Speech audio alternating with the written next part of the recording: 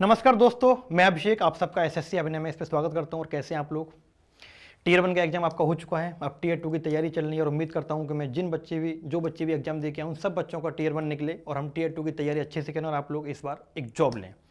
तो वही उसी के लिए मैं आपको बताने आया हूं कि टीयर 2 में हमें कैसे कैसे तैयारी करनी है, कैसे हमें अप्रोच लगानी है सवालों पर, कैसे हमें सवालों को सोचना है कि हम उसको कम वक्त में कम टाइम में कैसे सवालों को कर पाएँ, क्योंकि टीयर 2 के अकॉर्डिंग आपकी कट ऑफ निकली और आप जॉब ले पाएंगे। तो मैं बता देता हूं एक बार आपको कि आपको पता है कि हमारा 19 दिसंबर से अभिनय में इस ऐप पर एक बैच आ रहा है जिसमें कंप्लीट बैच होगा, जो कि आपको GS, science, maths, English, reasoning में खुद आपको पढ़ाऊंगा, सारी चीजें हम इसमें कवर करेंगे। कॉम्बो बैच है इस बैच का नाम। और इसमें आपको जो क्लासेस होंगी वो 19 दिसंबर से स्टार्ट है। 19 दिसंबर से कंप्लीट कॉम्बो बैच, इसमें सारी चीजें आपको कवर होंगी सीजीएल मेंस के लिए, जो अभी आपका टीयर 2 का एग्जाम होने वाला है। बिल्कुल बेसिक से लेके हम चलेंगे इसमें, लेकिन आपको थोड़ा हाई लेवल जल्दी करेंगे क्योंकि उसमें वक्त ज्यादा नहीं होता टीयर 2 में। तो वो सारी चीजें हम कम टाइम में पढ़ेंगे, सारी चीजें, लेकिन कम टाइम में हमें कवर करनी पड़ेंगी क्योंकि टीयर 2 में आपके लिए ज्यादा वक्त नहीं है। तो ध्यान रखिएगा, अब 19 दिसंबर से कंप्लीट बैच हम पढ़ेंगे अभिनय मैथ्स ऐप पर। सभी लोग इसको एनरोल करें और अपना मन लगा के पढ़ाई करें, क्योंकि इस बार आपके पास अच्छा खासा मौका है एग्जाम में जॉब लेने के लिए अभिनय मैथ्स ऐप पर। ठीक है, आज की क्लास में मैं जो आपको कराऊंगा वो 30 सवाल का पूरा एक सैंपल पेपर कराऊंगा कि टीयर 2 में हमें कैसे तैयारी करनी है और कैसे ये सवाल पूछे जा सकते हैं, क्योंकि कहीं ना कहीं इस बार लेवल बढ़ के आएगा। और क्योंकि टीयर 2 में पहली बार रीजनिंग आ रही है तो लेवल बढ़ेगा और सवाल भी कहीं ना कहीं काफी अच्छे लेवल के सवाल पूछे जाएंगे। तो तैयार रहिएगा, मैं कराता हूं आपको सवाल और देखिए कि कैसे कैसे हमें सवाल पढ़ने हैं, क्या क्या हमें अप्रोच लगानी है। देखो भाई, अब मैं आपको ज्यादा वक्त नहीं दूंगा इस सवाल को करने के लिए, क्योंकि हम ज्यादा वक्त अगर एक ही सवाल में लेंगे ना तो हम पेपर में ज्यादा चीज नहीं कर पाएंगे, क्योंकि हमें वहां लिमिटेड टाइम है और सारी चीजें कवर करनी है, पढ़ाई भी सारी चीजें करनी है, हमें पेपर में टाइम भी कम लगाना है सवाल करने के लिए। तो हमें जल्दी जल्दी चीजें करनी पड़ेंगी, वो तभी कर पाएंगे जब हमारे कॉन्सेप्ट या अप्रोच या ट्रिक अच्छी होगी। तो अब देखो, जैसा पहला वाला सवाल है, मैं हिंदी पढ़ता हूं। इफ ए का अर्थ प्लस है, बी का अर्थ गुणा है, सी का अर्थ माइनस है, डी का अर्थ डिवाइड है, तो निम्नलिखित व्यंजक का मान क्या होगा। यानी ये आपको एक इक्वेशन दे दी और इसमें उसने सिंबल यूज कर लिए बीच में, जैसे सी, बी, ए, डी। तो देखो, जब भी आपको ऐसा सवाल पेपर में मिलेगा ना तो आपको एक चीज याद रखनी है, बोर्ड मास का रूल लगाना है, BODMAS, बोर्ड मास। इसका मतलब क्या होता है कि अगर पहले ब्रैकेट दे रखा है सवाल में तो बी आप लगा, ब्रैकेट ओपन करेंगे। ब्रैकेट नहीं दे रखा तो डी का मतलब होता है डिवाइड। एम दे रखा है तो एम का मतलब होता है मल्टीप्लाई, और ए दे रखा है तो ए का मतलब होता है एडिशन, एस का मतलब होता है सब्ट्रैक्शन, SUBTRACTION, सब्ट्रैक्शन। मतलब ब्रैकेट दे रखा तो पहले ब्रैकेट ओपन करेंगे, नहीं दे रखा तो पहले डिवाइड होगा, डिवाइड के बाद मल्टीप्लाई होगा, मल्टीप्लाई के बाद एडिशन होगा और लास्ट में होगा सब्ट्रैक्शन। अब जैसे इस सवाल में हम करते हैं, देखो सी का मतलब क्या दे रखा है, उसने माइनस दे रखा है। बी का मतलब क्या दे रखा है, गुणा दे रखा है। ए का मतलब प्लस दे रखा है और डी का मतलब क्या दे रखा है, डी का दे रखा है डिवाइड। तो सबसे पहले मैंने आपको क्या बताया, आपको सबसे पहले करना है इसमें क्या, डिवाइड करना है। तो देखो 200 माइनस 12 गुणा 15 प्लस 13 दूनी 26, 2 आ गया 12 की। जब आप 15 से गुणा करोगे तो आप देखो, अगर कैलकुलेशन आपको फास्ट करनी है ना तो आप ऐसे नहीं कि 12 गुणा 15 कर रहे हो, कहीं ना कहीं आपको पहाड़े भी याद होनी चाहिए, टेबल याद होनी चाहिए कि 12 गुणा 15 करोगे तो कितना आएगा। यानी ये आ गया आपका 180, 200 माइनस 180 प्लस 2। अब 200 में से 180 के कितना बचा, 20 बचा, प्लस 2 बराबर 22। यानी थोड़ा सा आपको अप्रोच अपनी अच्छी रखनी पड़ेगी और तभी आप सवाल कम टाइम में कर पाएंगे, और वो तभी अच्छी होगी जब आपकी कैलकुलेशन बेस्ट हो, क्योंकि कैलकुलेशन का बहुत बड़ा रोल है, चाहे आप रीजनिंग को ले लो चाहे मैथ में ले लो, कहीं ना कहीं कैलकुलेशन आपका काफी टाइम बचा देती है एग्जाम में। अब आते हैं सवाल नंबर 2 पे।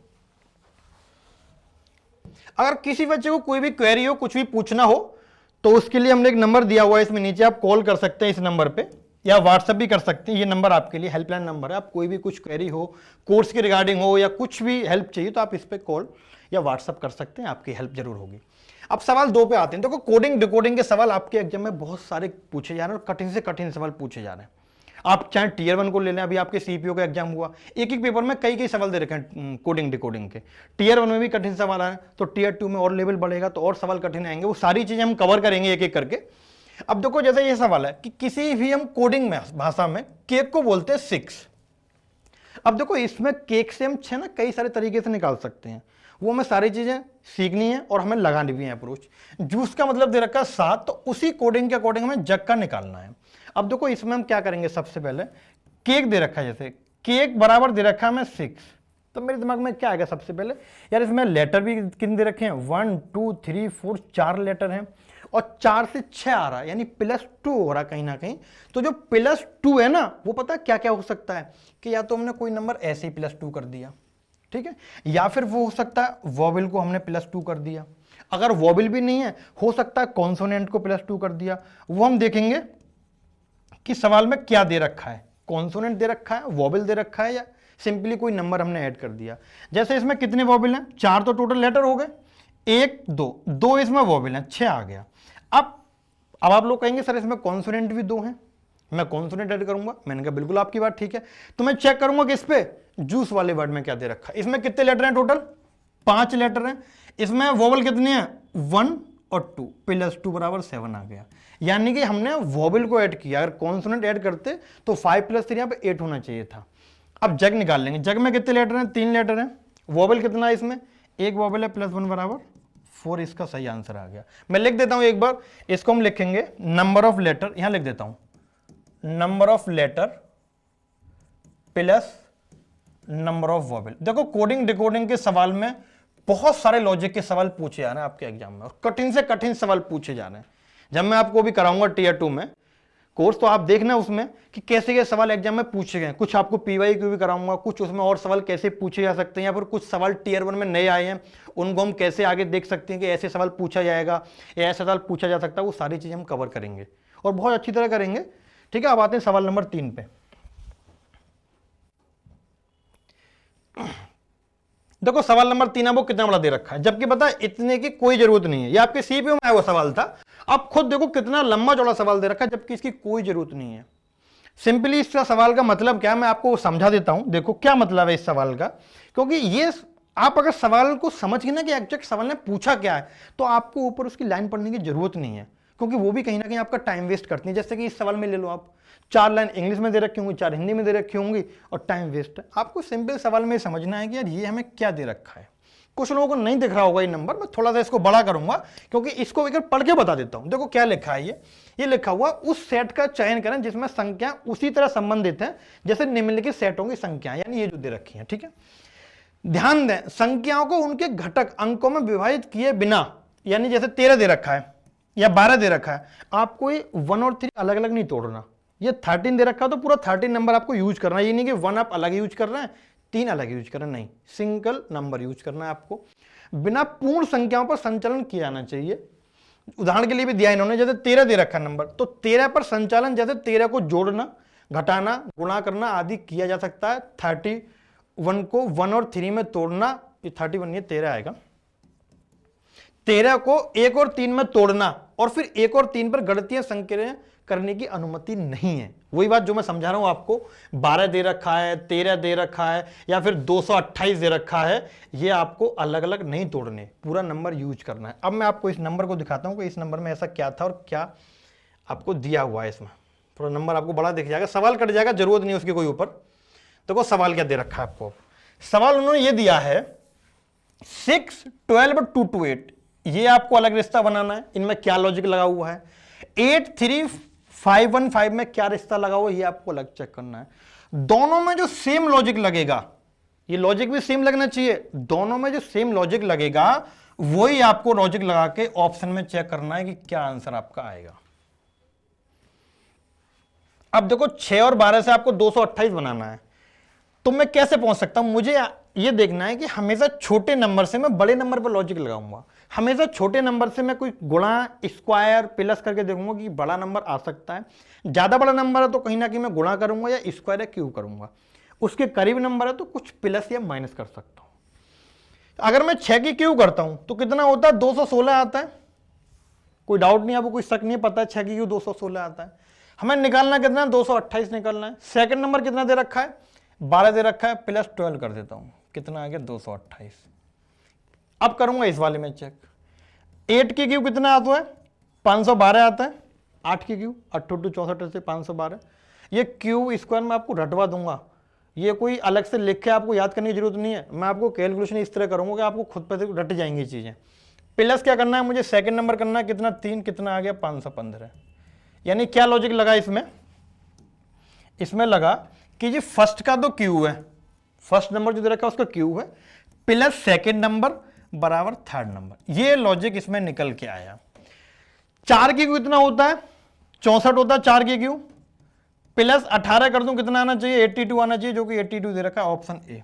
ऑप्शन सी डी की जरूरत नहीं है, देखें नहीं देखें खत्म, हमें बी की भी जरूरत नहीं, बी भी काट दो। क्या चाहिए, जो चाहिए था वो मिल गया, ए ऑप्शन। तो ये सवाल देख रहे हो आप, जबकि इसमें 2 नंबर की जरूरत नहीं थी, दोनों पेयर की, एक पेयर से भी हम लॉजिक लगा सकते थे। ये सवाल फाइंड द सिमिलर पेयर का सवाल है, जो symbols and notice in chapter में आप पढ़ेंगे, फाइंड द सिमिलर पेयर। और जबकि यहाँ 2 दे दिए, थोड़ा सा आपको गुमराह करने के लिए, थोड़ा आपको चकराने के लिए। सवाल नंबर, अब आते हैं हम अगले पे, सवाल नंबर 4 पे। सवाल नंबर 4 क्या कह रहा है भाई साहब आपसे, नंबर सीरीज का सवाल है, और कठिन ज्यादा मैं नहीं कह सकता, लेकिन जिस हिसाब से इसमें नंबर इंक्रीज हो रहा है उस हिसाब से मैं देखना चाहिए कि इसमें प्लस करके कुछ नहीं होने वाला। जब 2 से 12 और 12 से 144 और 144 से 2592, यानी इसमें गुणा की हुई है। जब हम एक साथ, आप पहली सीढ़ी पे खड़े हैं, आपको 5 पे पहुंचना है, तो आप एक साथ नहीं पहुंच सकते ना, मतलब एक ही करके नहीं पहुंच सकते ना, आपको एक से डायरेक्ट 4 सीढ़ी कूदनी पड़ेंगी। एक ही करके जाएंगे तो आपको टाइम लगेगा। इसी तरह 2 से 12, 12 से 144, 2592, तो इसमें गुणा करनी पड़ेगी, तभी हम आगे पहुंच पाएंगे। अब देखो इस सवाल में 2 से मैं 12 पहुंचूंगा, कैसे गुणा होगी, ये 2 6 12, 12 से 144 जाऊंगा तो 12 बारी हम 144, 144 से 2592 जाऊंगा। अगर करीब करीब मैं इसको 150 मान लूं, तो 150 में कितने से गुणा करूंगा 2500 के आसपास पहुंच जाऊं। 150 में अगर मैं 15 से गुणा करता हूं तो 15 15 में 225, यानी 22.5 के आसपास पहुंचूंगा, जबकि इधर का 2600 2500 के आसपास। 15 से ऊपर गुणा करनी पड़ेगी, क्योंकि नंबर भी मैंने 150 माना, तब भी नहीं पहुंच पाए। यहाँ कितना गैप है, +6 का गैप है, यहाँ भी +6 गैप लेके चेक करूंगा कितना आएगा, 18 आएगा, 8 चौक 32, लास्ट में 2 आ रहा है, समझ गए हम 2592 आएगा, फिर आपको चेक करने की जरूरत नहीं, कर भी सकते हो। ठीक है, करके दिखाता हूँ। 144, क्योंकि मेरी कैलकुलेशन तो ऐसी है, मुझे तो ज़्यादा चेक करने की जरूरत होती नहीं है। 8 चौक 32, 8 चौक 32, 3 35, 8 एकम 8 और 3 11 और 144 प्लस 144, 2 9 5 और 2 2592 आ गया। +6 का गैप है, यहाँ भी हम +6 रखेंगे, कितने से गुणा करेंगे, 18 और 6 24 से गुणा करेंगे, 4 दूनी 8, लास्ट में 8 आना चाहिए। इसके लास्ट में 8 है, इसके लास्ट में 8 है, इसके लास्ट में 8 है, यानी गुणा हमें पूरी चेक करना पड़ेगा। अगर 2592 में मैं 2592 दे रखा है, हमें गुणा कितने से की हुई है, हमने 24 से गुणा की है। 24 से गुणा करेंगे, देखो 4 दूनी 8, 4 नियम 36, 3 4 पंजे 20 और 3 23, 2 4 दूनी 8 और 2 10, प्लस 2 दूनी 4, 2 नियम में 18, 2 पंजे 10 और 1 11, 2 दूनी 4 और 1 5, 8 0 2 2 6, 62208, 62208, 634 62108, 62208। देखो नंबर सीरीज में जब सवाल थोड़ा सा कठिन बनता है ना, ये तो कुछ कठिन सवाल नहीं है, बस थोड़ा सा क्या कठिन था इसमें, गुणा कठिन थी, मल्टीप्लाई यानी कैलकुलेशन थोड़ी सी लेंथी थी, कठिन थी। वरना नंबर सीरीज में मैं आपको ऐसे सवाल दिखाऊंगा जो कुछ ईयर पहले भी एग्जाम में आपके पूछेगा और आप नहीं कर पाओगे एक बार में। आपको उसके लिए अच्छे से कॉन्सेप्ट समझना जरूरी है, तब आप आगे कर पाओगे। अब आते हैं सवाल नंबर हम 5 पे। अब देखो सवाल नंबर 5 आपको दे रखा है, सवाल 5 आपको दे रखा है, स्लोजिज्म चैप्टर का सवाल है, श्लोक चैप्टर का सवाल है। ऑल, ये आपको दे रखा भाई साहब सवाल, ऑल गाउन्स आर शर्ट, ये स्टेटमेंट दे रखे हैं 3 स्टेटमेंट। नंबर 2 दे रखा है आपको सम शर्ट्स आर कोट्स। नंबर 3 दे रखा है आपको ऑल कोट्स आर क्लॉथ। और वो कितने कंक्लूजन वो दे रखे हैं आपको 2, एक हीरा एक हीरा। क्या आप इन दोनों में से कोई आंसर बता पाओगे क्या आएगा? तो देखो इन सवालों को निकालने का तरीका क्या, कुछ लोग इसको वेन डायग्राम से करते हैं, जबकि वेन डायग्राम से सवाल आप गलत भी कर जाते हो कभी कभी, क्योंकि आप सवाल में जो दे रखा होता है ना भाषा समझ ही नहीं पाते, उससे वेन डायग्राम में आपका आंसर हो जाता है गलत। अब देखो मैं ये देखूंगा कि मुझे संबंध किसमें निकालना है। देखो 3 स्टेटमेंट है, मैं ये नहीं देखूंगा, मैं देखूंगा मुझे कंक्लूजन 2 दे रखे हैं, तो मैं इन दोनों से सवाल पे जाऊंगा क्योंकि मुझे टाइम बचा देगा। यहाँ गाउन और कोट में दे रखा संबंध, गाउन और क्लॉथ में, सॉरी गाउन्स और क्लॉथ में, गाउन्स यहाँ पे क्लॉथ यहाँ पे है, सेकंड वाला खाली है, फिर मैं ये देखूंगा कि मुझे पहले से तीसरे पे आने के लिए पहले पहले और दूसरे में कोई संबंध बनाऊंगा, तभी तो पहुंच पाऊंगा पहले से तीसरे में। मैंने देखा कि पहले और दूसरे में संबंध बन तो सकता था क्योंकि यहां सेट कॉमन था, लेकिन जो स्टार्टिंग में वर्ड दे रखा है ऑल एंड सम, तो ऑल और सम का मेन कंक्लूजन बनता नहीं है। जब ऑल और सम का मेन कंक्लूजन नहीं बनता, यानी गाउन और कोट में संबंध नहीं बन सकता। जब गाउन और कोट में संबंध नहीं बन सकता तो मैं गाउन से तीसरे पे तो आ ही नहीं सकता। पहला वाला रॉन्ग। समझाने की बात है, अगर एक बार कोई बंदा मेरे से पूरा चैप्टर पढ़ जाए और समझ ले तो उसका सवाल कभी गलत नहीं हो सकता, ये मेरी गारंटी। और बता देना कौन सा सवाल आपसे नहीं हो रहा है। अब आते हैं दूसरे पे, क्लॉथ और शर्ट में दे रखा है। क्लॉथ और शर्ट वाला कहां भाई साहब? क्लॉथ यहां पे है, शर्ट यहां पे है। अब यहां पे कोट कॉमन है, यहां पे सम प्लस ऑल दे रखा है, यानी मेन कंक्लूजन किस किस में बनेगा? मेन कंक्लूजन वो होता है कि कॉमन टर्म को छोड़कर बाकी बची दो टर्म में जो रिलेशन बनता है उसको बोलते हैं कॉमन टर्म, मेन कंक्लूजन।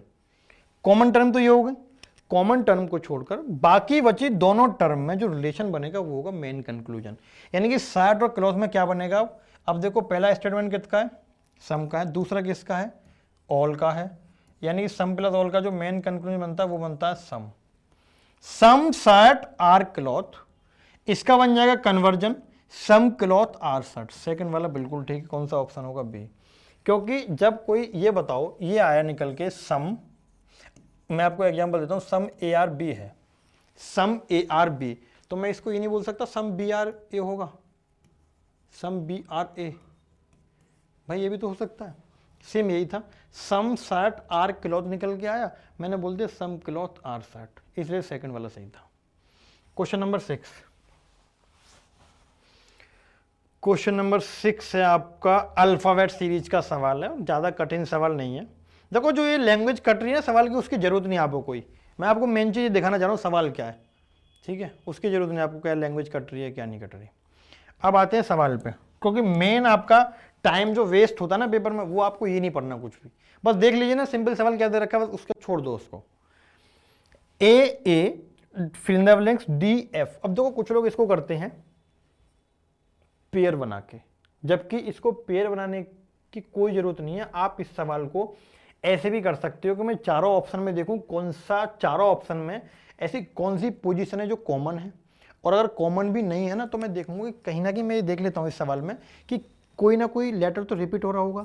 अगर शुरू में हो रहा होगा तो मैं उसको आगे फिल कर सकता हूँ, आगे रिपीट हो रहा होगा तो शुरू में फिल कर सकता हूँ। तो आप इस सवाल में ये देखो यहाँ डबल ए दे रखा है, डबल ए। पहले देख लो कोई है, कोई पोजीशन रिपीट है? कोई पोजीशन सेम नहीं है कहीं भी, एक पोजीशन सेम है। इसमें कौन सी वाली? ये वाली, ए ए ए ए। यानी कि छठा जो लेटर है, 3 और 3 6, 3 और 3 6, छठा लेटर पर सेम पोजीशन है। चारों ऑप्शन में ए दे रखा, तो ये भी कंफर्म है कि सवाल में है वो ए ही आएगा। 1 2 3 4 5 6, यहां पे ए आ गया, ए आ गया। अब मैं देखूंगा कि मुझे ए के बाद क्या दे रखा है, ए के बाद मुझे क्या दे रखा है। तो मैंने देखा यहां तो मुझे ए के बाद पता नहीं लग रहा क्या दे रखा है, लेकिन दो जगह पता लग रहा है। ए के बाद सी दे रखा है, ए के बाद सी दे रखा है, तो मैं ए के बाद सी भर दूंगा। Double A C D, double A C D. फिर मैंने देखा कि डबल ए सी डी एक साथ आना चाहिए, डबल ए सी डी एक साथ आना चाहिए, तो फिर डबल ए सी डी यहां भी आ जाएगा, डबल ए सी डी। अब डी के बाद कहां दे रखा कुछ पता है आपको? अब ए सी आया था, ए सी, पहले double A C D fill कर लेता हूं, डबल ए यहां भी आ जाएगा और सी डी यहां आ जाएगा। फिर मैंने पाया कि डी के बाद मुझे ई दे रखा है, ये भी कंफर्म है कि डी के बाद ई यहां है तो आगे भी कहीं ना कहीं ई आएगा, तो डी के बाद मैंने ई भर दिया, डी के बाद मैंने ई भर दिया। अब इसमें कुछ बचा, एक चीज बची है, क्या? ई के बाद क्या आएगा? ई के बाद आएगा एफ, ई के बाद क्या आएगा? एफ, जो कि मैंने यहां भर दिया। तो आपको ऐसे सवाल में पेयर बनाने की कोई जरूरत नहीं है कि आप पेयर बनाओ, यहाँ डी के बाद ई आ जाएगा। पेयर बना के भी आप टाइम लोगे। आप पहले सबसे पहले आपको क्या करना है, मैं आपको एक बात बता देता हूँ कि आप चारों ऑप्शन में ये देखो कौन सी पोजीशन चारों ऑप्शन में सेम दे रखी है। किसी पोजीशन में अगर कोई लेटर सेम है तो सबसे पहले आप उसको फिल करो, उससे आपको 100% कहीं ना कहीं हेल्प मिल जाएगी सवाल करने के लिए। दूसरी बात कि अगर वो भी नहीं है तो आप देखो कि सवाल में मुझे कहीं 2 लेटर 3 लेटर सेम दिए हुए हैं या एक साथ दिए हुए हैं, तो मैं उनको आगे दे रखे तो पीछे फिल कर सकता हूँ चेक करके, पीछे दे रखे तो आगे फिल कर सकता हूँ। अब देख लो इससे क्या आंसर बनेगा आपका। सी ई, ए नहीं है, ये भी नहीं है, CEAD, AF दे रखा B, C is the right answer. कुछ भी कठिन नहीं है भैया, आपको पढ़ना थोड़ा सा मन लगा के पड़ेगा। अच्छा खासा मौका टीयर 2 के लिए इस बार, अगर आपका टीयर 1 निकलता, उम्मीद करता हूँ सब करने के लिए, टीयर 2 भी अच्छा जाए आपका, उसके लिए आपको पढ़ना पड़ेगा। अब आते हैं सवाल नंबर 7 पे। देखो मैंने अभी एक सवाल आपको कराया था ये वाला, फिर मैं आपको दूसरा सवाल देता हूँ ऐसा कि दूसरे सवाल में हम कैसे, क्योंकि डिफरेंट अप्रोच होगी हर सवाल की, ये सवाल भी वैसा ही लेकिन इसकी डिफरेंट अप्रोच होगी, डिफरेंट तरीका होगा। भाई कॉन्सेप्ट सेम होगा कि हमें किस तरह चेक करना है, दोनों में हम चेक करेंगे, सेम लॉजिक लगाएंगे, उसी लॉजिक के अकॉर्डिंग हम देखेंगे कौन सा ऑप्शन फिट आ रहा है। पहले मैं आपको ऑप्शन देख लेता हूँ क्या क्या है भाई, सी और डी। डी ऑप्शन है 14, 19, 125, 14, 19, 125, डी ऑप्शन 14, 19, 125, ये डी ऑप्शन है आपका। अब देखो भाई इस सवाल में क्या अप्रोच लगाओगे आप। देखो भाई 23, 25 और 16, क्या आप सोच सकते हैं कि यहां पे क्या लॉजिक लगेगा। देखो 23 और 25 जोड़ के आता है 48, 16 3 48 होता है, लेकिन 21 17 जोड़ूंगा वो आएगा 38, और 256 से 38 में कैसे बनाऊंगा, गुणा 3 थोड़ी करूंगा उसमें कोई, तो देखो इसका क्या लॉजिक है। मैं अगर पहले और दूसरे का डिफरेंस निकाल दूं तो क्या आएगा भाई, अगर मैं 25 में से 23 माइनस कर दूं कितना आएगा, 2 आएगा। क्या मैं 2 से 16 बना सकता हूं, 2 से 16 बनाना आसान है, कैसे, 2 की घात 4 बराबर 16 है, बन गया। आगे थर्ड नंबर निकल गया आपका। सेम लॉजिक मैं लगाऊंगा सेकंड वाले में, कि अगर मैं 21 में से 17 माइनस कर दूं कितना आएगा, 4 आएगा। और मैंने पहले कितनी पावर की थी, 4 पावर की थी, 4 की पावर 4 कर देता हूं, यानी 4 कर देता हूं, कितना आ गया 256। क्या लॉजिक निकल के आया कि फर्स्ट माइनस सेकंड, ये लगा दो यहां पे, और पावर 4 बराबर कितना आ गया, थर्ड नंबर। ऑप्शन चेक कर लेंगे, 18 में से 15 गए 3, और 3 की पावर कितना करूंगा, 4 करूंगा, कितना आ गया 81, ए इसका आंसर है। समझने के ऊपर यार, कुछ भी कठिन नहीं है, बस थोड़ा सा आपको मेहनत तो करनी पड़ेगी। आगे क्या थी, सवाल नंबर बताइए मुझे 8। अब देखो ऐसा सवाल भी आपके एग्जाम में पूछा जाएगा भाई साहब, ये भी आप आसान मत समझो, ये नंबर एनालॉजी के सवाल है, और बहुत कठिन कठिन सवाल पूछे जाते हैं नंबर एनालॉजी के। कभी कभी तो ऐसा सवाल आ जाता है कि आपके एक ही सवाल के कई के आंसर आ जाते हैं। अब कभी कभी तो फंस जाता है कि ऑप्शन में 2 आंसर दे रखे हैं, वैसे एक ही आंसर दे रखा हो तो गलती से हो जाते हैं 2 ऑप्शन, लेकिन एक ही दे रखा होगा। अब आपको लगाना होता है कि यार ऑप्शन में 2 दे रखे हैं, मैं वही लॉजिक लगाना है, उसी के अकॉर्डिंग आंसर लगाना है, इसलिए थोड़े से ये वाले सवाल कठिन होते हैं। अब देखते हैं इस सवाल में क्या लॉजिक लगेगा। देखो भाई ध्यान से देखो, अब पता है इसमें क्या करना होता है, इसमें ये करना होता है मुझे कि मैं 5 और 14 दे रखा मुझे रेशियो में, यानी कि 5 और 14 में जो मैं रिश्ता बनाऊंगा उसी रिश्ते को मैं अप्लाई करूंगा 17 और 86 पर। जब दोनों में सेम, इसमें सवाल इनकम्प्लीट है, क्या हुआ, इसमें मुझे लगता है कि शायद आंसर ही आपको दे दिया गया है, देखता हूं क्या है।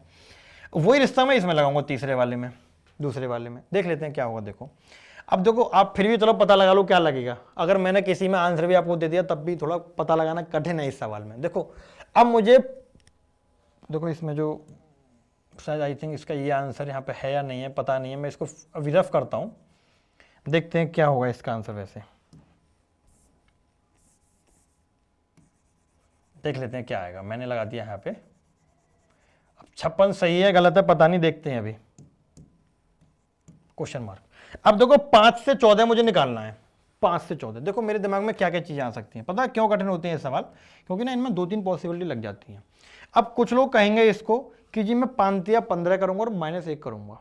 मैंने कहा चलो ठीक है, आपने 5 या 15 किया, अब -1 किया। मैं कहता हूँ फिर 17 और 86 पे भी आप सेम लॉजिक लगाएंगे। फिर अगर आप यहाँ 5 या 15 -1 कर रहे हो तो फिर 17 या 51 -1 करोगे, लॉजिक फेल हो गया आपका।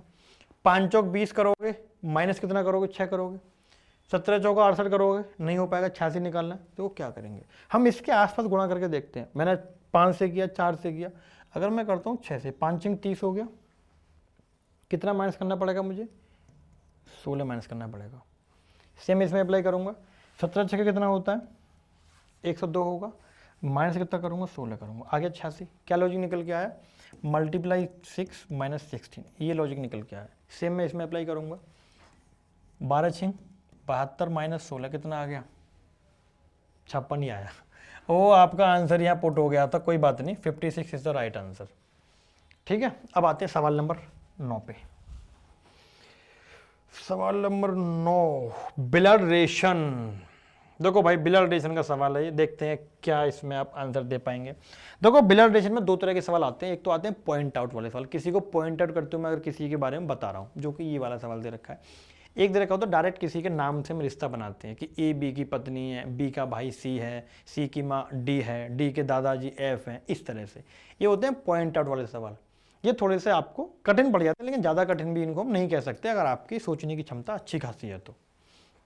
इस सवाल में क्या कह रहा है ये, एक लड़की आकांक्षा की तस्वीर की ओर इशारा करते हुए राजीव ने कहा, अच्छा, एक लड़की आकांक्षा की तस्वीर की ओर इशारा करते हुए राजीव ने कहा कि उसकी बेटी के पिता की पत्नी की माँ मेरी पत्नी की बेटी की माँ की सास है। अरे अरे, ये तो कुछ लंबाई चौड़ी भाषा होगी भाई। एक लड़की आकांक्षा की ओर तस्वीर की ओर इशारा करते हुए राजीव ने कहा, आप समझो इसको कैसे कर सकते हो आप।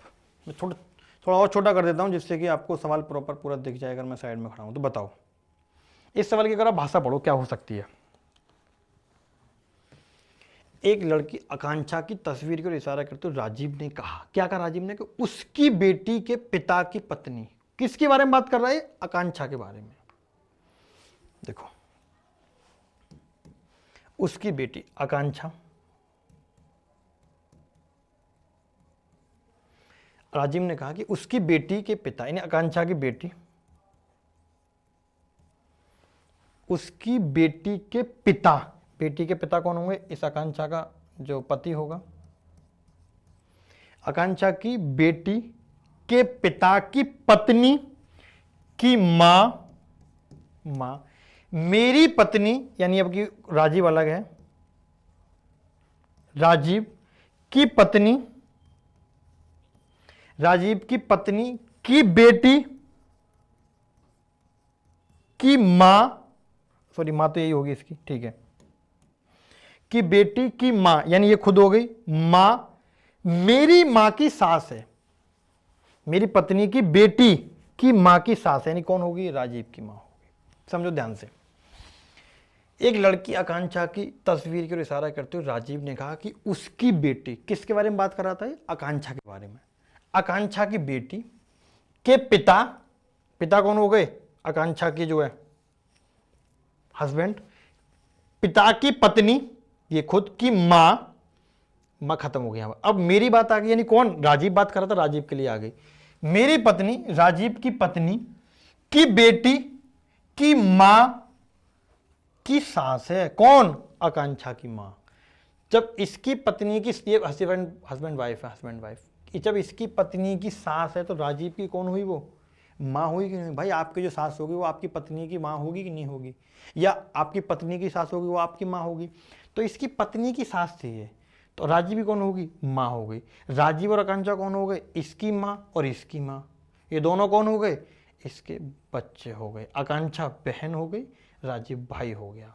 पूछा क्या इसने, राजीव आकांक्षा से कैसे संबंधित है, राजीव आकांक्षा का भाई है, ब्रदर। अगर सवाल ये बोलता कि आकांक्षा राजीव से कैसे संबंधित है, तब आप बोलते सिस्टर है। पॉइंट क्लियर है।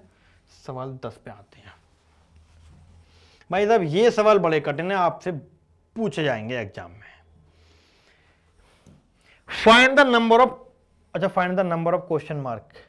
अच्छा यहां आपको क्वेश्चन मार्क की जगह ये नंबर बताना है कि यहां जो क्वेश्चन मार्क लगा हुआ है इस पर क्या नंबर आएगा।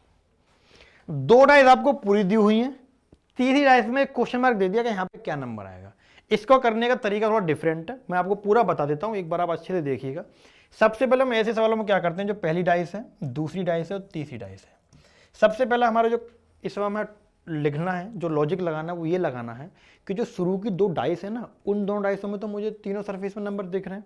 मैं सबसे पहले ये देखूंगा कि इन दोनों डाइस में कौन सा नंबर कॉमन है, और उस कॉमन नंबर से मैं पता लगा लूंगा कौन सा नंबर किसके अपोजिट आएगा। तब इसकी बात करेंगे बाद में, अभी इसकी कोई जरूरत नहीं, इसको हटा दो।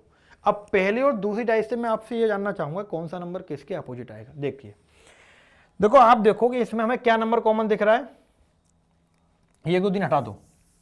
पहली डाइस में मुझे 6ठा नंबर है और दूसरी में 6ठा है, यानी 6 नंबर मुझे कॉमन दिख गया। मैं लिखूंगा यहाँ 1 वे 2 से, पहली और दूसरी से। देखो 6 कॉमन है तो मैं क्या करता हूँ, 2 जगह 6 लिख लूंगा, 6 और 6। फिर मैं क्या करूंगा, दोनों डाइस को क्लॉकवाइज रोटेट करूंगा, जिस तरफ घड़ी की सुई चलती है क्लॉकवाइज डायरेक्शन में।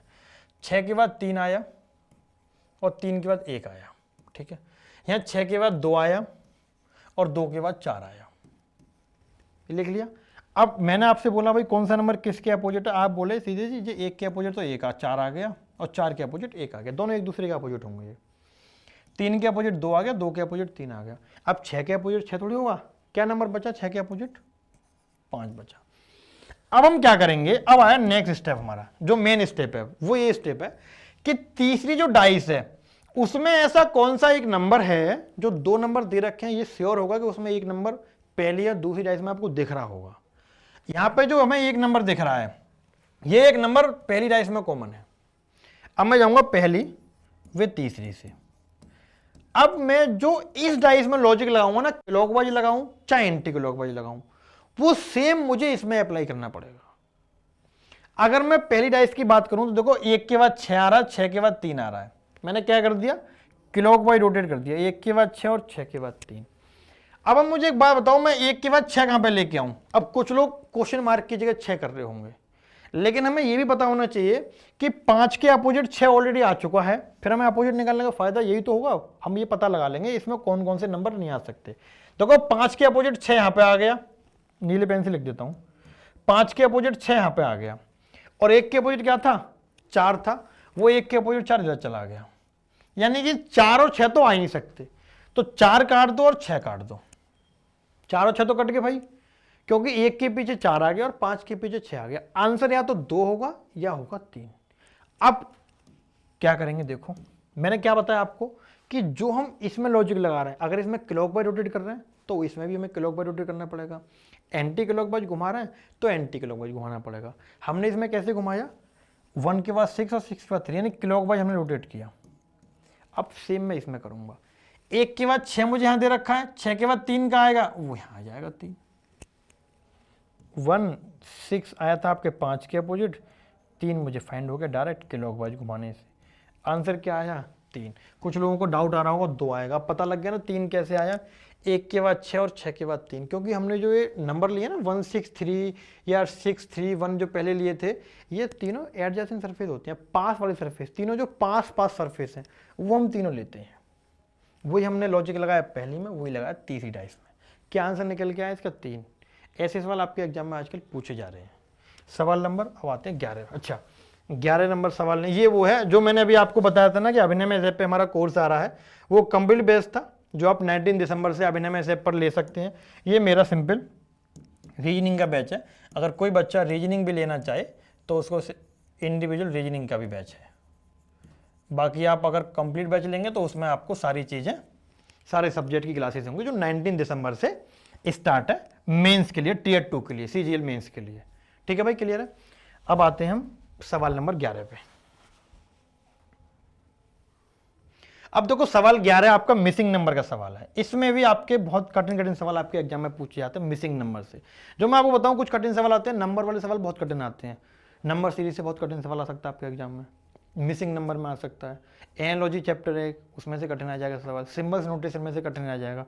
मतलब कुछ चैप्टर ऐसे हैं जिनमें बहुत सवाल कठिन बनते हैं और बहुत नए सवाल बन जाते हैं। अब देखो इस सवाल पर आते हैं, 11 नंबर सवाल पे, मिसिंग नंबर का सवाल है, यानी ये। अब इस सवाल में हम क्या लॉजिक लगाएं। अब इसमें हमें ये पता होना चाहिए कि हमें हॉरिजॉन्टल चलना है या वर्टिकल लॉजिक लगाना है। वो आता है प्रैक्टिस से हमें, कि हम ऐसे भी चल सकते हैं, ऐसे भी चल सकते हैं। अब इस सवाल की अगर मैं बात करूं तो देखो आपको क्या कुछ ऐसा दिख रहा है कि मैं कुछ छोटे नंबर से बड़ा नंबर निकाल सकता हूं, 22 और 7 से 32 निकाल सकता हूं, या 7 और 32 से 22 निकाल सकता हूं।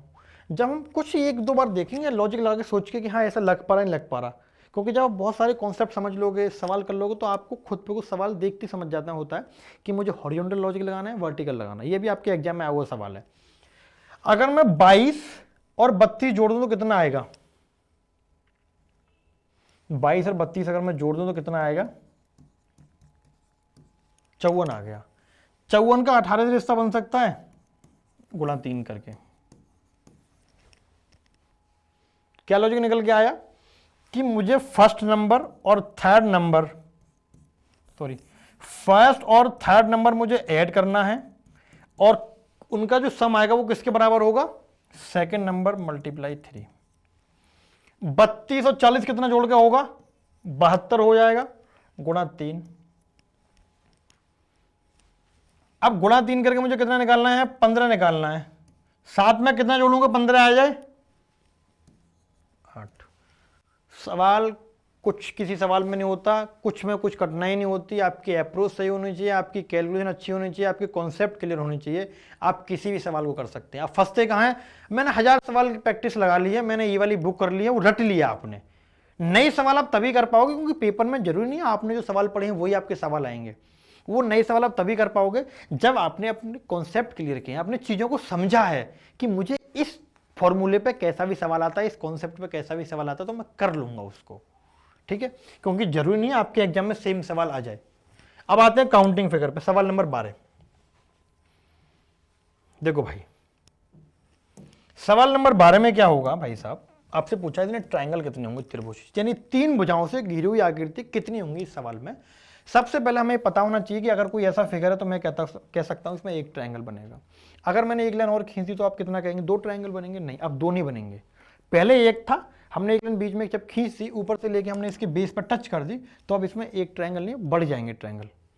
फिर मैं इसकी अप्रोच लगाता हूँ कि 1 इधर लिखूंगा, 2 इधर लिखूंगा। जितने बॉक्स बन गए ना इनकी काउंटिंग करके इनको जोड़ दो, कितने आगे, यानी इस टाइप के फिगर बनते हैं आपके 3 ट्रायंगल। इस सवाल में मुझे सिर्फ यही देखना है क्योंकि मुझे दिख रहा है इसमें ये डिजाइन काफी दी हुई है, और ये नहीं सब अलग काउंट करूंगा, ऐसी डिजाइन ऐसी फिगर काउंट कर लूंगा और मल्टीप्लाई 3 कर दूंगा। देखो भाई, एक ट्रायंगल मतलब एक बॉक्स, एक हो गया। उसके बाद दूसरा, इसको मैं अगर बढ़ा लाए आगे तक, 2 हो गए। 2 के बाद तीसरा आपका ये बन गया, उल्टा जो बन रहा है, 3 बन गए।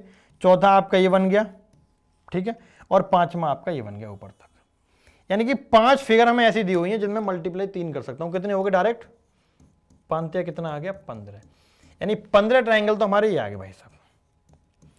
15 का तो हम देखेंगे इसमें अलग अलग ट्रायंगल अब कौन कौन से बचे, क्योंकि 15 तो हमें सेकंड में काउंट हो गए लॉजिक लगा के।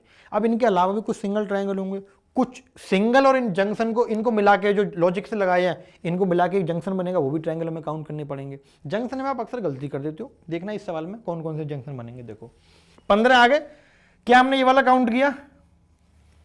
नहीं काउंट किया।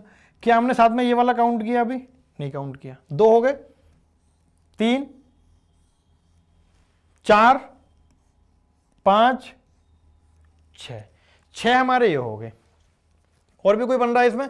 6 हो गए। 6 के बाद देखो ये 2 कोने पे, 7, 8, 15 और 8 कितने हो गए? 23।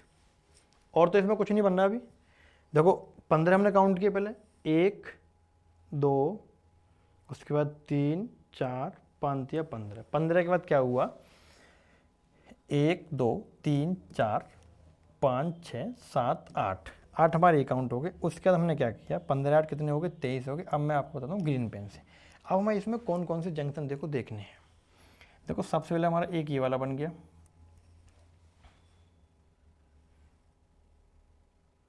दिख रहा भाई आपको एक ये, ठीक है। उसके बाद दूसरा ये बन गया, 2 बन गए। 2 के बाद इसको मैं और आगे तक ले आया, 3 बन गए और एक ये बन गया, 4 बन गए जंक्शन। कितने हो गए? 15, 8, 23 और 4, 27 ट्रायंगल। 27 ऑप्शन में है सी आंसर। क्लियर हुआ कि नहीं हुआ बताओ? सवाल नंबर 12 का आंसर आपको क्लियर हुआ? 27 आंसर होगा कि नहीं होगा?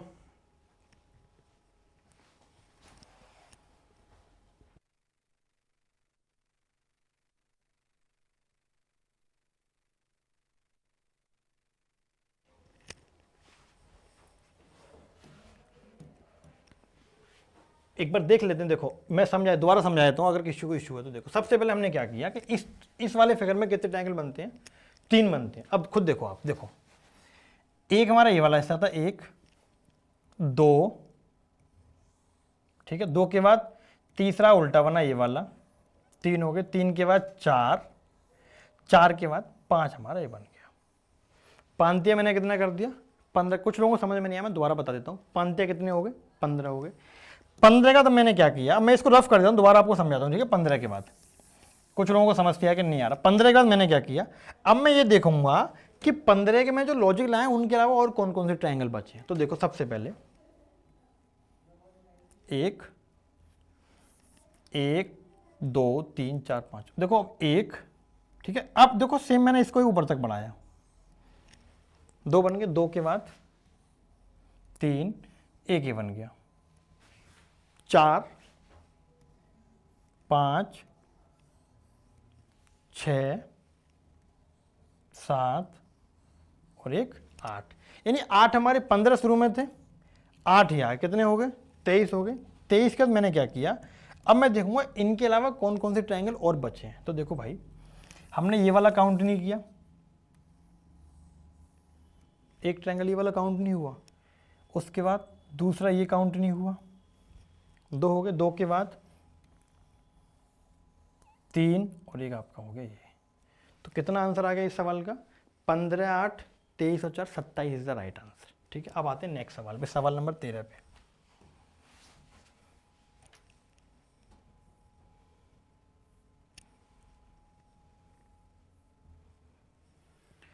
देखो भाई, सवाल नंबर 13 अगर आप देखेंगे तो सवाल नंबर 13 जो आपके सामने दिया हुआ है वो दे रखा है आपका पेपर कटिंग एंड फोल्डिंग का। और पेपर कटिंग एंड फोल्डिंग ज़्यादा कठिन चैप्टर नहीं है, लेकिन कुछ लोगों को कठिन लगता है, क्योंकि उसमें जब पेपर को हम कट करते हैं और फोल्ड करते हैं, उसका जब ओपन करते हैं तब आपको दिक्कत हो जाती है कि इसमें हम कैसे ओपन करें, कैसे कट करें।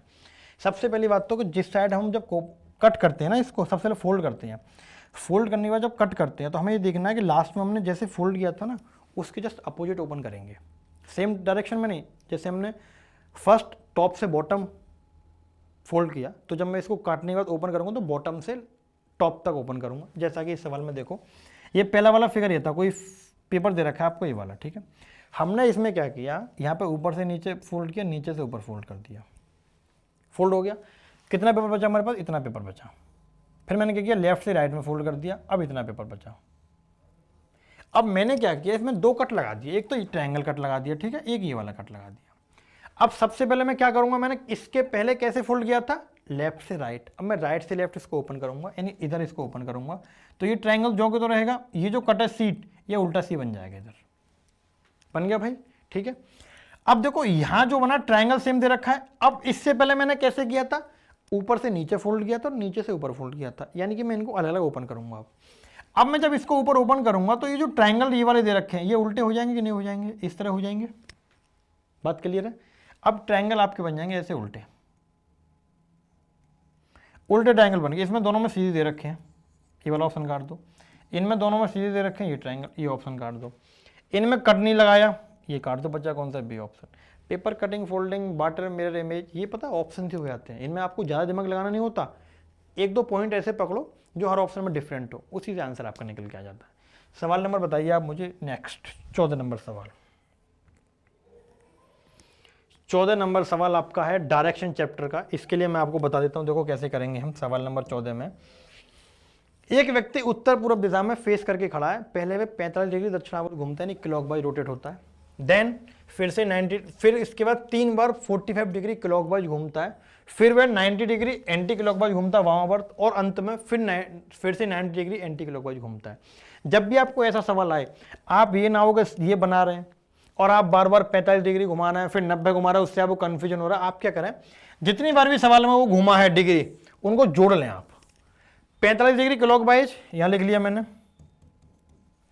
फिर 3 बार फिर 45 डिग्री क्लॉकवाइज, फिर जोड़ लिया, यानी 135 डिग्री क्लॉकवाइज। टोटल कितना घूमा वो, 180 डिग्री क्लॉकवाइज, 180 डिग्री क्लॉकवाइज। फिर वह 90 डिग्री एंटी क्लॉकवाइज घूमा, 90 डिग्री एंटी क्लॉकवाइज घूमा।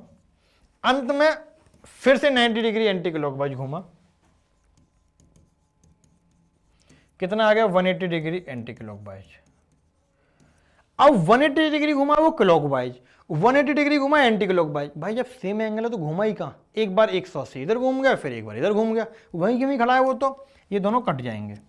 क्या था वो, उत्तर पूरब। आंसर क्या रहेगा, उत्तर पूरब, नो चेंज। सवाल नंबर 15। सवाल आपके सामने आता भाई साहब, अब ये वाला जबरदस्त सवाल है, रैंकिंग है सीटिंग अरेंजमेंट का।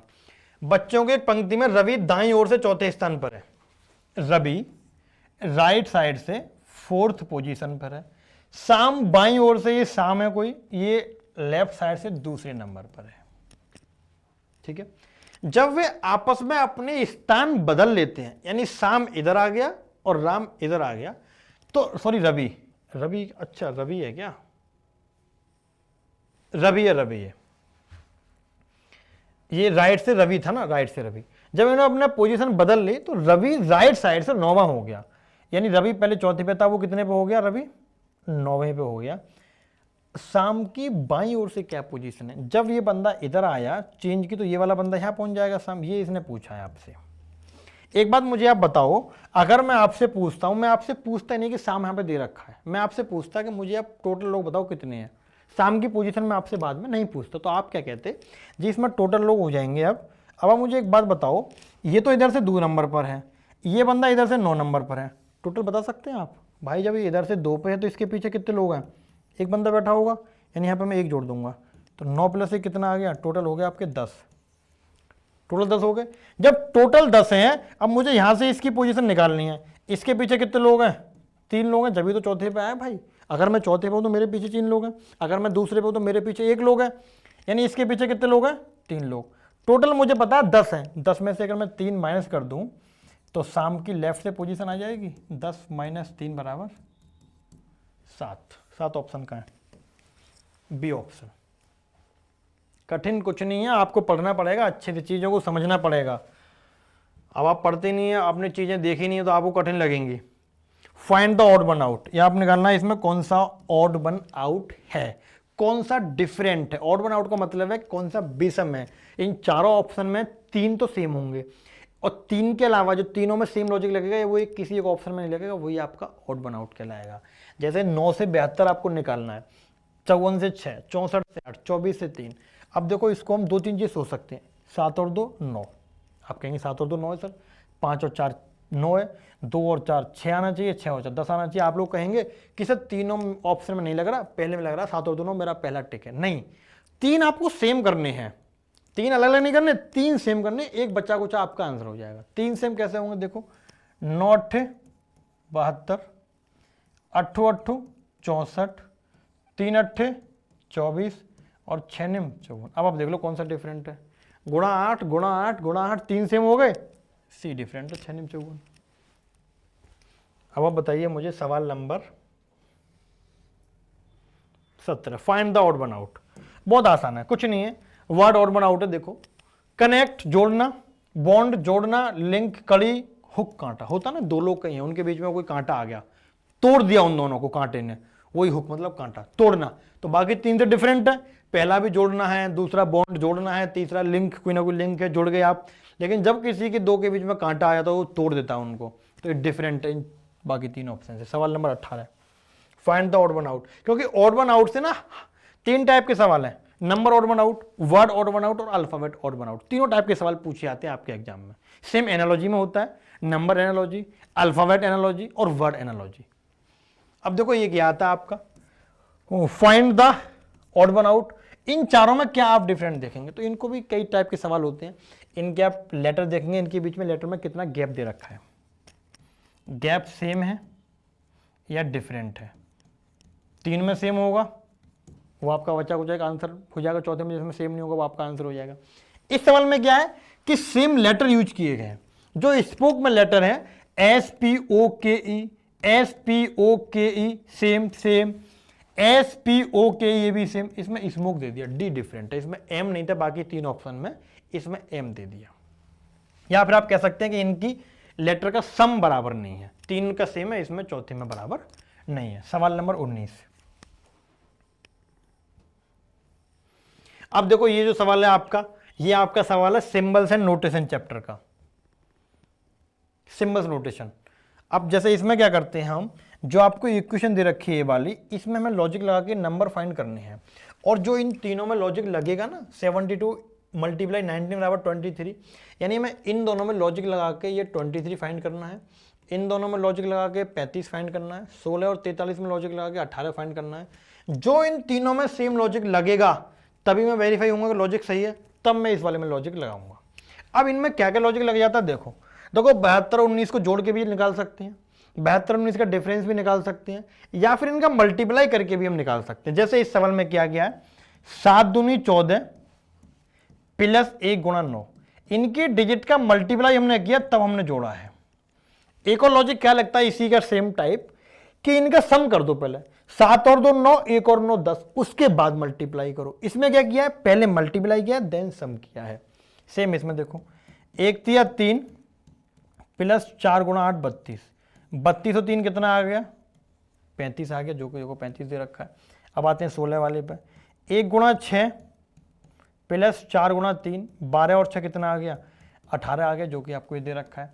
अब जब तीनों में लॉजिक वेरीफाई हो गया तब मैं किस में लगाऊंगा, जो मुझसे पूछा गया है।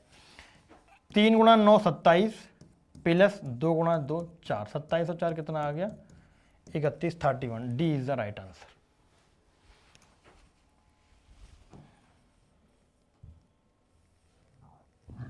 सवाल नंबर आपको बताना है 20। ये भी सिंबल्स नोटेशन का सवाल, लेकिन थोड़ा सा कठिन है, डिफरेंट है पिछले सवाल से। तो इसमें क्या होगा, कभी कभी सवाल आपके पेपर में ऐसा ही पूछ लेता है, जैसे 3% 2 से आपको 31 निकालना है। आपको ये देखना है कि 3 और 2 में मैं 31 कैसे लॉजिक बनाऊं। 3 दूनी 6, 3 और 2 5, लॉजिक नहीं बन रहा। आप अब एक बच्चे के दिमाग में ये भी आ रहा होगा कि मैं इनका सम कर देता हूँ, 3 और 2 5 का स्क्वायर 25 प्लस इन दोनों का मल्टीप्लाई। ठीक है भाई, चेक कर लें दूसरे में। पहले आपने क्या किया, 3 और 2 सम किया था, 2 और 4 6 किया, 6 का स्क्वायर कितना है 36 आया, 36 प्लस 2 चौक 8 44, जबकि दे रखा 260 नहीं आया ना। इसमें हम क्या सोचेंगे, हम ये देखेंगे कि यार चलो पहला वाला तो हम नहीं सोच पा रहे, लेकिन दूसरे से हम सोच सकते थे कि यार 2 और 4 से मुझे 260 निकालना है, तो कहीं ना कहीं इसमें लॉजिक ऐसा लगेगा कि मुझे स्क्वायर है क्यूब कुछ करना पड़ेगा या पावर बढ़ानी पड़ेगी ऊपर, क्योंकि प्लस गुणा से मैं नहीं कर पाऊंगा इतना बड़ा नंबर, इतने छोटे नंबर से निकाल पाऊंगा। तो देखो क्या करूंगा, मुझे मालूम है 4 से मैं 260 के आसपास कैसे जा सकता हूँ, कि अगर मैं 4 की पावर 4 कर दूँ कितना होता है 256 होता है। कितने की कमी है, 4 की कमी है, इसमें 2 की घात 2 कर देता हूँ, प्लस कर देता हूँ, कितना आ गया 260। तो क्या लॉजिक निकल के आया कि जो नंबर था ना उसी को हमने सेम उसकी पावर पे कर दिया। इसमें देखो 3 की पावर 3 27, 2 की पावर 2 4, कितना आ गया 31। निकाल दो इसमें 3 और 4 में, 3 की पावर 3 27 और 4 की पावर 4 256, 256 और 27 कितना आ गया लास्ट में 3 आएगा 283। सी इज द राइट आंसर। सवाल नंबर 21। अच्छा 21 सवाल नहीं, मैं आपको बता देता हूँ, कुछ लोगों का इशू है कि पीडीएफ नहीं मिल पाती, पीडीएफ कैसे मिलती है, तो वो मैं आपको बता देता हूँ। देखो थोड़ा इसको छोटा कर लेते हैं, कैसे पीडीएफ आपको मिल पाएंगी, इस क्लास की पीडीएफ आपको कैसे मिलेगी। देखो सबसे पहले आप जाएंगे अभिनिवेश ऐप पर, अभिनिवेश ऐप पर जब जाएंगे, जब आप जाएंगे फिर फ्री कंटेंट में, फ्री कंटेंट में जो भी आपको फ्री पीडीएफ है, free material, free video, free classes जो भी हैं, फ्री बुक सब मिल जाएगी आपको। ठीक है, ई बुक आपकी यहाँ मिल रही है, लाइव कोर्स जो आप ले रहे हैं वो आपके यहाँ चल रहे हैं, टेस्ट सीरीज आपको इसमें मिलेगी, रिकॉर्डेड कोर्स आपको इसमें है, करंट अफेयर आपका इसमें और फ्री टेस्ट सीरीज इसमें है। फ्री कंटेंट वालों को बहुत इशू है, पीडीएफ नहीं मिल पाती। फ्री कंटेंट में आप जाएंगे, जो सेक्शन खुल जाएंगे आपके कि आपको सीजीएल की फ्री पीडीएफ लेनी है या सीएचएस लेनी है, जीडी की लेनी है, वहाँ जाएंगे। फिर आप स्टडी मटेरियल में, वीडियोज में जाएंगे, आपको वीडियो मिल जाएंगे फ्री। स्टडी मटेरियल में जाएंगे, आपको स्टडी मटेरियल में पीडीएफ मिल जाएंगी, सीजीएल की खोल सकते हैं, जीडी खोल सकते हैं, अब तो सीएचएसएल भी है उसमें, सीएचएसएल की पीडीएफ आप खोल सकते हैं। हिंदी में चाहिए हिंदी में देख सकते हैं, इंग्लिश में चाहिए मैथ सारे सब्जेक्ट की है, बायलिंगुअल है, सारी चीज़ आपको इस चीज़ में मिल जाएंगी। रीजनिंग सब्जेक्ट वाइज भी लिखे हुए हैं, जिस सब्जेक्ट की आपको पीडीएफ चाहिए, जिस सब्जेक्ट की आपको वीडियो लिंक चाहिए, वो चीज़ सारी इसमें अवेलेबल है। फ्री कंटेंट में जाएंगे आप और फिर जाएंगे स्टडी मटेरियल में। ठीक है भाई, क्लियर है। मैं आपको बीच बीच में इसलिए लेके आऊँगा, कुछ इशू बच्चों के आते रहते हैं बीच बीच में, तो मैं आपको बीच बीच में ये सब चीज़ें बताता रहूँ। अब आते हैं भाई क्लॉक चैप्टर पे। एक सवाल, बहुत बढ़िया सवाल है, ये पूछा जा सकता है आपके एग्जाम में, इस टाइप का सवाल कि अगर घड़ी में 10:20 हो रहे हैं तो उस वक्त वो आपसे पूछ सकता है क्या एंगल बन रहा है, कितने डिग्री का कोण बन रहा है। कोण भी दो तरह के पूछ सकता है कि इंटीरियर एंगल क्या है या फिर एक्सटीरियर एंगल क्या है। मैं आपको बताऊंगा इस सवाल को। देखो 10:20 पर कितने डिग्री का अंतर कोण बनेगा, इसका एक छोटा सा फॉर्मूला वो आप नोट करेंगे, क्योंकि बिना फॉर्मूले के आप इस सवाल का आंसर नहीं दे पाएंगे। देखो क्या होगा, h गुणा 30 माइनस 11m/2। h मतलब है आपका आवर, जो आवर का टाइम है, और m मतलब है आपका मिनट, जो मिनट का टाइम है। h कितना है, आवर का टाइम है, यानी कितना 10, 10 × 30 माइनस 11m कितना है 20/2। कुछ लोगों का आंसर 190 आ रहा होगा, जो कि गलत है, 190 इसका आंसर नहीं आएगा। देखो मैंने 10 काट दिया इससे, 30 नहीं 300 और -11 में था 110, कितना आ गया आपका 190। कुछ लोग 190 आंसर दे लेंगे, जबकि इसका आंसर 190 नहीं है। क्यों नहीं है? क्योंकि इसने आपसे पूछा अंतःकोण क्या होगा, इंटीरियर एंगल क्या होगा। इंटीरियर एंगल निकालने के लिए हम क्या करेंगे, 190 को 360 में से माइनस करूंगा, और जब 360 में से माइनस करूंगा तो आंसर आएगा आपका 170। D is the right answer. यही गलती अक्सर आपसे हो जाती है कि आप सवाल प्रॉपर आपने ध्यान से पढ़ा नहीं, आपका निकल गया 190, आपने टिक कर दिया, जो कि गलत था। 190 कब होता? जब वो आपसे बोलता एक्सटीरियर एंगल क्या होगा, 190 होता। अब आप कुछ सोच रहे होंगे, अगर 170 ऑप्शन में नहीं दे रखा हो तब हम क्या कहते, तब हम क्या आंसर देते? तब सवाल आपसे इंटीरियर एक्सटीरियर पूछता ही नहीं, वो सीधे बोलता 10:20 पर कितनी डिग्री कोण बनेगा। उस केस में वो आपको 190 भी आंसर दे सकता है और 170 भी आंसर दे सकता है, कोई भी एक ऑप्शन आपको दे देगा। अगर दोनों ऑप्शन दिए हुए हैं तो सवाल क्लियर बोलेगा एक्सटीरियर या इंटीरियर। अब आते हैं सवाल 22 पे। भाई सवाल नंबर 22 आपको बताना है, काउंटिंग फिगर का सवाल है, इसमें कितने ट्रायंगल बनेंगे। देखो सेम सवाल है, अभी मैंने आपको बताया कि अगर इस टाइप का कोई सवाल है तो आप 1 2 करके 1 + 2 = 3 कर सकते हैं। काउंट करिए एक बार कितने ट्रायंगल इसमें बनेंगे। देखो भाई सबसे पहले मैं देखना चाहूंगा कि इसमें अगर हम ये बोल दें कि इसमें कितने ट्रायंगल हैं, तो आप बोलेंगे जी इसमें बन जाएंगे आपके 3 ट्रायंगल। 3 बन गए। 3 के बाद सेम आप 3 इधर बोल देंगे। 3 और 3 कितने हो गए? 6 हो गए। 6 के बाद अब आता हूं मैं इस पे। अब आप बोलेंगे जी इसमें भी लाइन बन रही है सेम, ये मैंने कहा बिल्कुल बन रही है। कितने बनेंगे? 3 और 3 6 बोलेंगे, लेकिन एक और बन रहा है। चलो मैं टुकड़ों में बता देता हूँ आपको। 3 और 3 6 हो गए। उसके बाद मैं आता हूँ हरे पेन से, अब मैं ले लूंगा आपको पूरा ये वाला फिगर। 3 आपके ये बन गए। 3 के बाद देखो 2 ये बन गए। 3 और 2 5, और 5 के बाद ये 6 और 1 7 और जोड़ लो आप। 6 और 6 12 और 7 19 इस सवाल का आपका राइट आंसर होगा, 19। सवाल नंबर आते हैं 23 पे। अब कोडिंग डिकोडिंग के सवाल आपके एग्जाम में अक्सर पूछे जा रहे हैं, कठिन भी पूछे जा रहे हैं। इस सवाल को मैं वही लेके आया हूं कि आपके भी रिसेंटली एग्जाम में आया था ये वाला सवाल। इस सवाल का आंसर आप क्या देंगे? In a code language blink is coded as 2226, all is coded as 1312। आपसे पूछा नोच की कोडिंग क्या होगी। देखो इस सवाल में आपने दे रखा है इसने बिलिंक, BLINK। क्या दे रखा है वो कोडिंग में उसने? 222 और 6। बिलिंक, मुझे बिलिंग से कुछ समझ नहीं आ रहा कि मैं इतने बड़े लेटर से 2 12 9 14 और 11 से मैं 222 कैसे निकालूंगा। मुझे लगेगा यार सम करके स्क्वायर करूं, गुणा करूं, क्या करूं। मैं जाऊंगा दूसरे वर्ड पे, ऑल पे। ऑल से मुझे काफ़ी इसमें हिंट मिल रही है इस सवाल में। क्या कर रखा है 1 12 12। मैंने देखा कि यार 1 12 12 इसमें दे रखा है कि यार 13 12 दे रखा है, यहाँ एक और 12 13 12 दे रखा है। अगर मैं पहले दूसरे को जोड़ दूं तो 13 और 1 12 दे रखा है, या फिर पहले और तीसरे को जोड़ दूं 13 और 12 दे रखा है। मान लीजिए मैंने पहले और तीसरे को जोड़ा तो कितना आ गया? 13 आ गया, और बीच वाला 12 जोंगा छोड़ दिया। यानी अल्टरनेट मैंने सम लिया 1 और 13, 1 और 3। सेम इसमें जाऊंगा, देखो 2 और 9 11 हो गए जोड़ने के बाद, 11 और 11 22 ये दे रखा है, 12 और 14 26 दे रखा है। क्या लॉजिक निकल के आया? अल्टरनेट सम किया हुआ है। पहले और नंबर सम किए 1 3 5 7, फिर 2 4 6 वाले ऐड किए। सेम इसमें जाऊंगा नोज में, NOSE 14 15 19 और 5। 14 और 19 कितने होते हैं जोड़ के? 33, और 15 5 कितने होते हैं? 20। 33 20 इज द राइट आंसर। ये आपके एग्जाम में वो सवाल था, कुछ वर्ड डिफरेंट थे लेकिन सवाल जो आया था यही लॉजिक था। ठीक है, अब आते हैं सवाल नंबर 24 पे। पूरा सैंपल पेपर करेंगे हम 30 सवाल का, क्योंकि आपके टीयर 2 में 30 सवाल आने वाले हैं। 30 सवाल हम देखेंगे कैसे कैसे हमें अप्रोच लगानी है, कैसे करना है। मिसिंग नंबर का सवाल है, फाइंड द मिसिंग नंबर। 8 48 15, 6 35 12 और 14 120। अब देखो जो मैंने अभी आपको मिसिंग नंबर का सवाल कराया था ना, उससे डिफरेंट लॉजिक का सवाल है। इसमें क्या है कि 8 48, आपको लग रहा होगा 8 और 14 दे रखा है तो 15 बार 27 में टेक कर देता हूँ। पहली बार तो 27 ऑप्शन में नहीं है, और लॉजिक भी आप गलत है। क्यों? क्योंकि वो सेकंड वाली में लॉजिक अप्लाई नहीं हो रहा। अगर आप पहले दूसरे का सम करेंगे तो 48 और 35 भी सम आना चाहिए था, जो कि 120 दे रखा, नहीं बन रहा। इसमें का लॉजिक है कि अगर मैं पहले और तीसरे का डिफरेंस निकाल दूँ, 15 - 8 कितना होता है? 7। सेम लॉजिक का सवाल आपके एग्जाम में आया हुआ है। 7 का स्क्वायर कितना होता है? 49, और -1 कितना आता है? 48।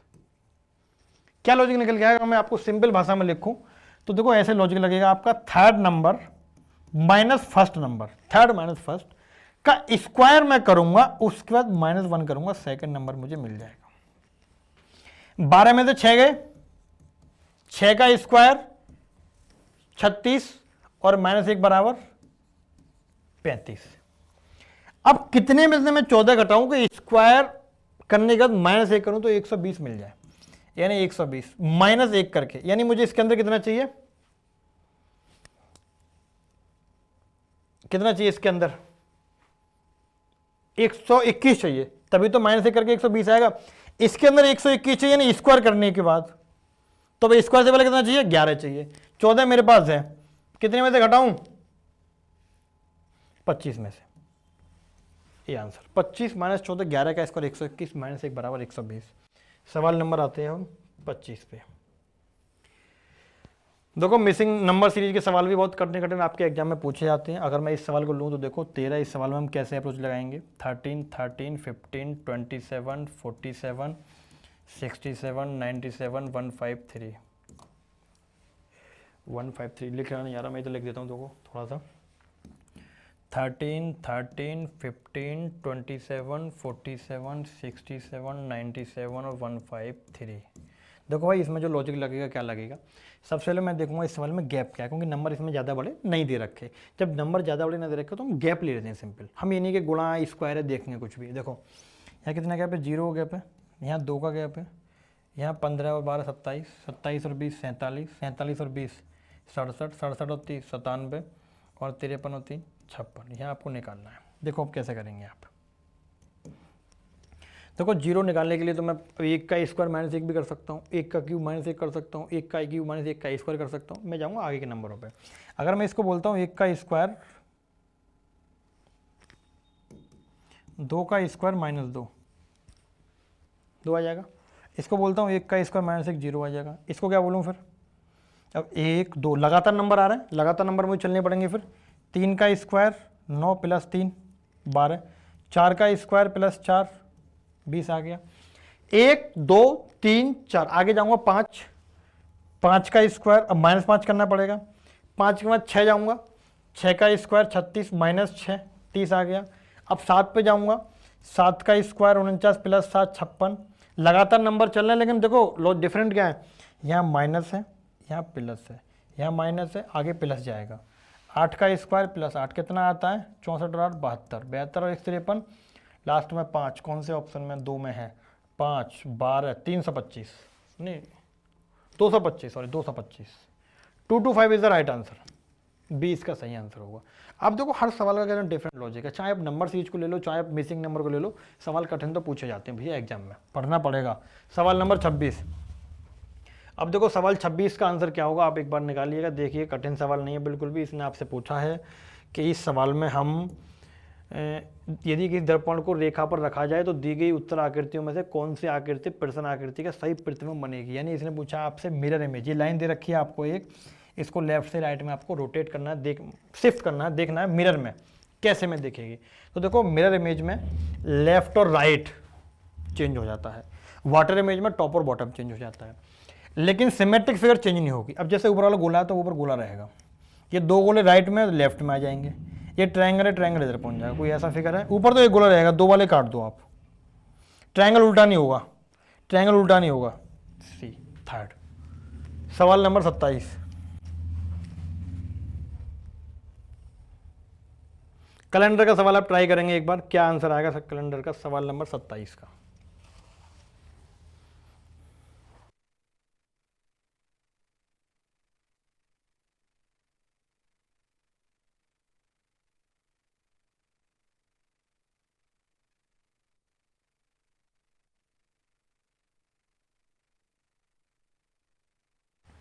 सवाल नंबर 27 निकालेंगे आप, कैसे निकलेगा,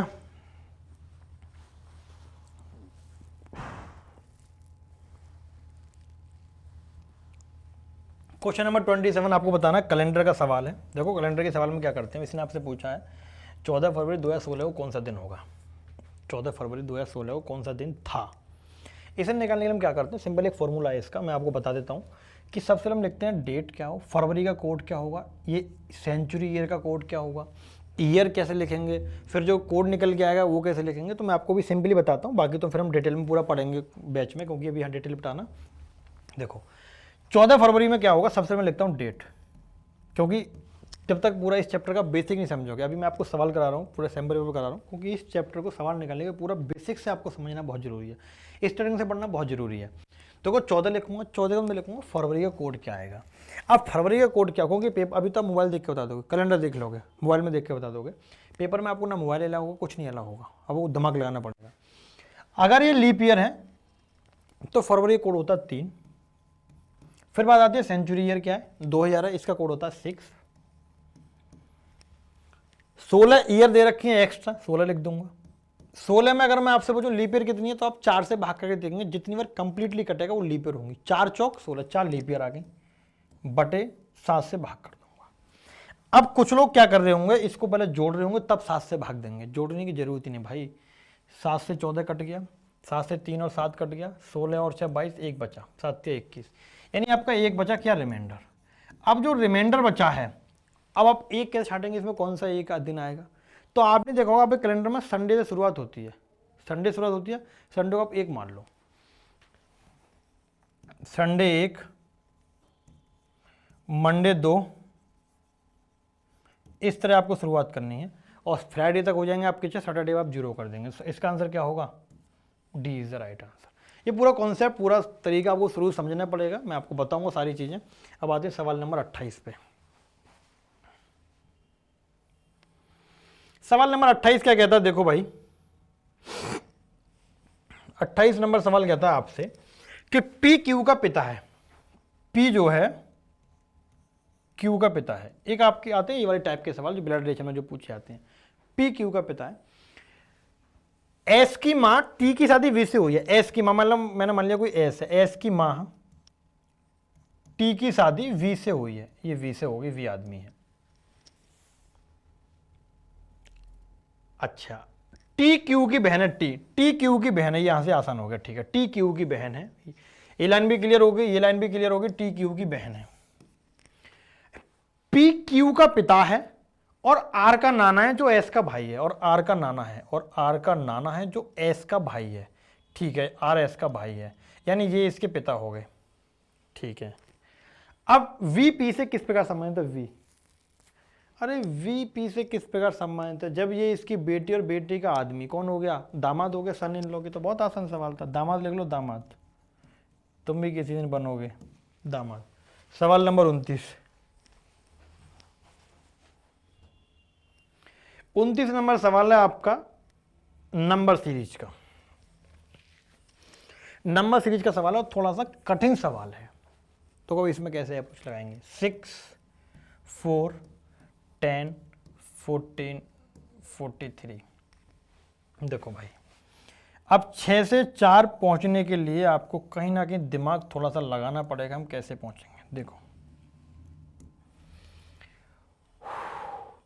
4 से 10, 10 से 14 और 14 से 43। अब आप इस सवाल में एक बार दिमाग लगाओगे हम कैसे पहुंच सकते हैं, क्या लगाएं, क्योंकि यहाँ 2-3 चीज़ें बनेंगी।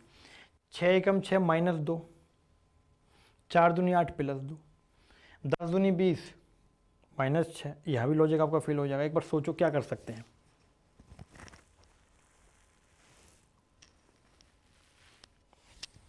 देखो इसमें हम क्या सोचेंगे, अगर मैं 6 से 4 पहुंचूं तो मैं क्या कह सकता हूं, 6 एकम 6 और -2 कह सकता हूं, 6 एकम 6 और -2, 4 आ गया। अब भाई मुझे 2 से बढ़ना है आगे, मैं इसलिए कह सकता हूं मैंने -2 कर दिया, +2 कर दूं, वो लॉजिक आपका फेल हो रहा था अभी आगे।